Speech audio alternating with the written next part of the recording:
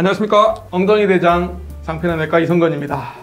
뽑아라 항문 질환, 갈수록 기획이 쌈박해지고 있는데 전 너무 재밌습니다. 자, 세 번째 어떤 질문이 진짜 궁금해요. 사전에 저한테 얘기한 게 아니라서 대본도 없이 치질 수술 후 음주나 운동은 언제쯤 어느 정도의 상태에 가능한가요?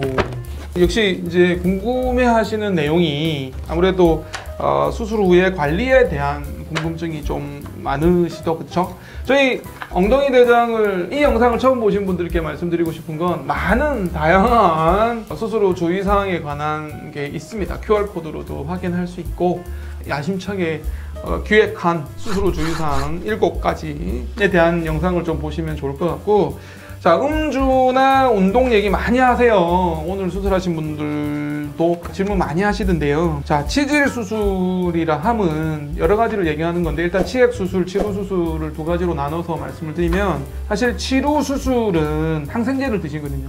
적어도 항생제 드시는 동안에는 술은 드시면 안 됩니다. 보통 이제 상태에 따라 다른데요. 어떤 분은 1주 정도 항생제를 드시고 어떤 분은 2주 정도 드시고 그러시는데, 길면 좀 더 드실 수 있지만 항생제 드시는 동안에는 당연히 술은 드시면 안 됩니다. 두 번째, 치질 수술하고 나서는 항생제는 안 쓰니까 보통은 이제 피가 안 나는 시점까지는 술을 드시면 안 된다, 이렇게 말씀드리거든요. 피가 언제까지 그러면 잘 나느냐, 보통 한 수술하고 나서 1주에서 2주 정도가 지나면 피가 거의 안 나거든요. 출혈은 한 48시간 이내에 굉장히 좀 조심을 하고, 그리고 두 번째 시기는 실이 녹아 떨어지는 시기거든요. 녹면실로 꼬매기 때문에 실이 녹아 떨어지는 시기, 한 일주일에 열흘 사이에 실밥이 많이 녹아서 떨어집니다. 그때 피가 조금 날 수 있어서 그 시기가 지나면 가능은 합니다. 대신에 전제 조건은 과음하시면 안 되고요. 너무 많이 드시면 안 됩니다. 어쩔 수 없는 상황이라면 한 잔 정도는 되겠지만, 그래도 원칙적으로는요, 상처가 아물 때까지 안 드시는 게 좋아요. 또 고생하실 수 없잖아요. 치료는 재발도 될 수 있는 거고, 치질의 원인 중에 하나가 과음도 들어가니까 정말 꼭 술을 드셔야 되는 상황이 아니시라면 상처가 아물 때까지는 안 드시는 게 좋겠다. 그래도 뭐 드셔야 되면 언제 이유가 가능하냐, 수술 후 한 1주나 2주 정도 지나서, 안전하게 하면 2주 정도라고 저는 답을 적겠고, 2주 정도가 지나서 어느 정도 출혈의 가능성이 없는 시기가 되면, 치료 같은 경우에는 항생제도 2주 정도 쓰니까 그 이유가 되면 조금은 가능하나 원칙은 안 된다, 이렇게 말씀드릴 수 있겠고요. 특히 남자분들이 이 질문 되게 많이 하시거든요. 그러면 같이 오신 보호자분이 막 눈치를 주세요.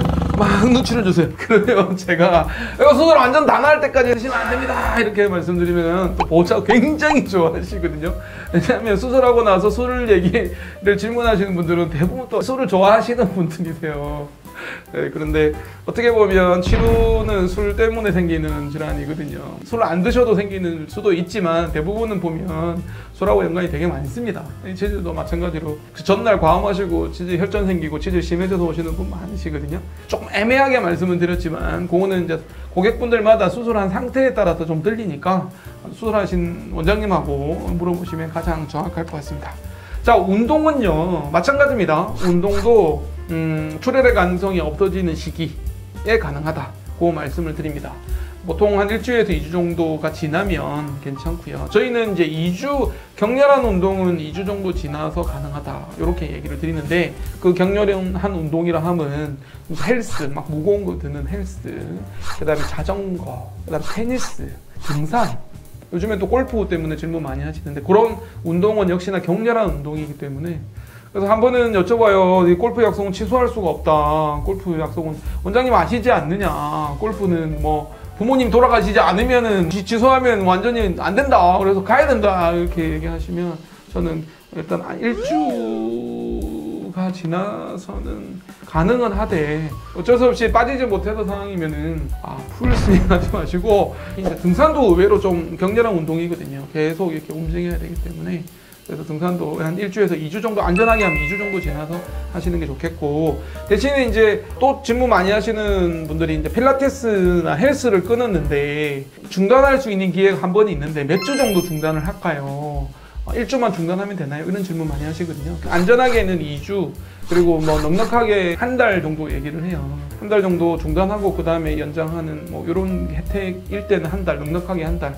근데 정말 그런 혜택도 없고 진짜 며칠밖에 안 해준다 그러면 2주. 그거보다 더 짧게 하면 1주 정도는 지나서 가볍게 하시는 건 된다. 이렇게 말씀드리고요. 그 다음 운동에 대해서 더 말씀드리면 가볍게 움직이는 거는 다 가능하십니다. 그러니까 산책 다 가능하시고요. 가볍게 뛰는 것도 괜찮으시고요.